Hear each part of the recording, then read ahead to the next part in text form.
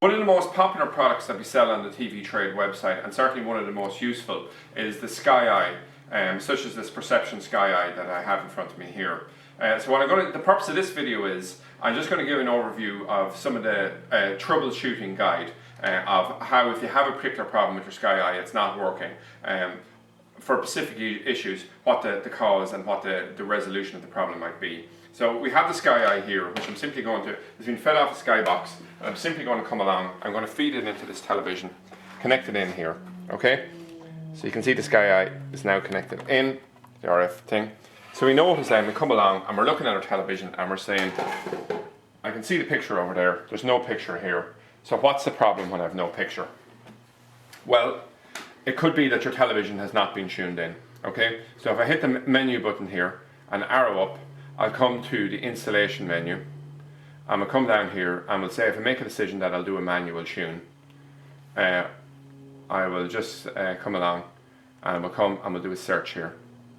So we're going to do a search then. So what we're saying is, so the problem here initially is, we have everything connected right, but we haven't got the television tuned in to pick up the channel. So the default channel output from a Skybox is channel 68, which is at the very, very top of the UHF spectrum, okay? So I'm doing a manual tune here. You can do an auto tune, which will automatically save things. So at the very top we can see we have the same picture here as over there. So I make a decision then that I'll arrow down, I'll arrow across and store it, and that's it. So we're actually save the output from there onto, this is actually channel number 3 here. I'm after saving to on my television. So if I go to channel number 6, I have no picture, but if I hit channel number 3, which is the one that's tuned in from here, I have that one, okay? So the next thing I'm going to notice here is that I have no, I have the picture, but if I actually aim the remote control here and try to change channels, whatever, it won't work for me. And if I look closer at the Sky Eye then, I find out that the LED light is on. So let's look at the scenarios in which the LED light will not come on for me.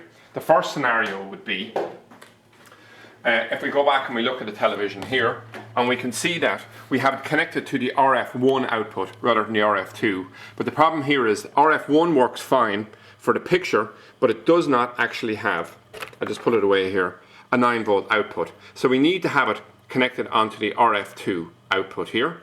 So we'll push this in here, and we'll go back and look at the Sky Eye here, and we can see that the LED light has come on now. So we have it successfully. Now another possible issue is that possibly it's not lighting up, but we do have it connected to RF2. So I'm just going to rotate this box around simply so I can access it here. And I'm just going to go to the services button. I go to option number 4, and then in quick succession I type in 01 select. So if we come down here, I go to the RF outputs here, and I can see that the power outlet is in the on position. Now if we come along and it was in the off position, if we look at the Sky Eye now, even though it's connected to RF2, it's simply not working, okay?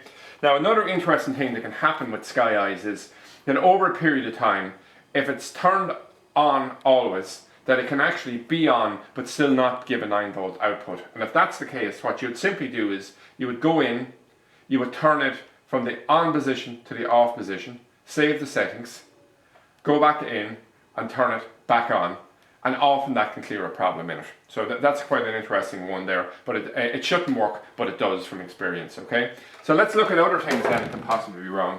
One of the very, very common mistakes that are made is people try to connect this in and then feed the signal into a wall plate, and then either directly at the back of the Skybox or in the second location. But this often will not work. What you need to be doing is you need to remove all faceplates that are on the thing, and all connections need to use this F-type connector that we use here. And the reason that we insist on this is F-type connectors are far better at transferring voltage than the traditional coaxial type that we have here. So if we were trying to transfer signal using a coaxial connector and a coaxial joiner like that, it just will not be successful. It'll be either not work, or even worse than that, intermittently work and slowly drive you insane. So that's it. So you need to keep it simple like that. The next thing that is, people try to come along and decide that they're going to use something like a passive splitter, or a splitter to split between two rooms. Now what you need to make sure is that you're using proper power passing splitters if you're going to be splitting it to feed to a number of rooms, or to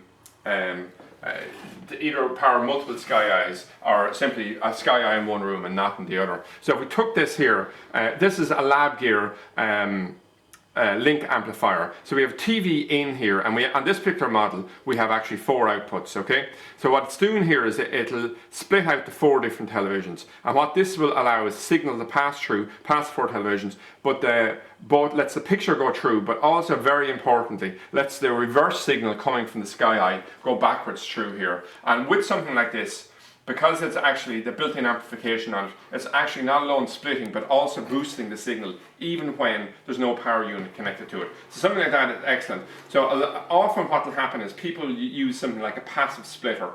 And the problem with passive splitters is it'll let the picture go through, but it will not let the power go back. So that, once again, is a fairly key issue on it.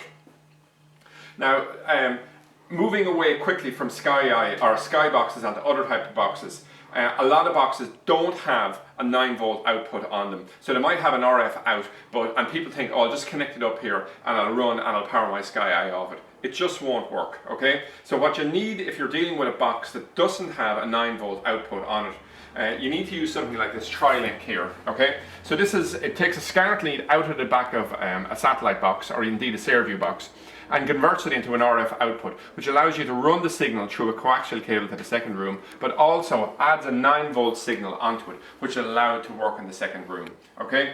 And the final thing I'm going to mention about problems that people can face is, if you have crappy quality cable in the thing, you can have a situation here where the signal will simply die off over even a very short length of cable. So what you make sure then is that if you have it and it's not working and try to troubleshoot, just run a short length of cable just from point A to point B, and make sure that if you did run it with good cable, would it work? And if it doesn't work on the other setup, you can maybe pinpoint that the problem is with the cable.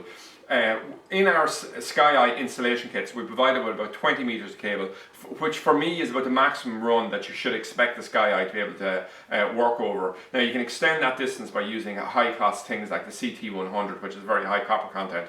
But once again, this won't affect most people. Most people don't have runs longer than 20 meters. So hopefully anyway, the various points I've raised here you'll be able to find useful in terms of debugging problems which you may face when using your Sky Eye.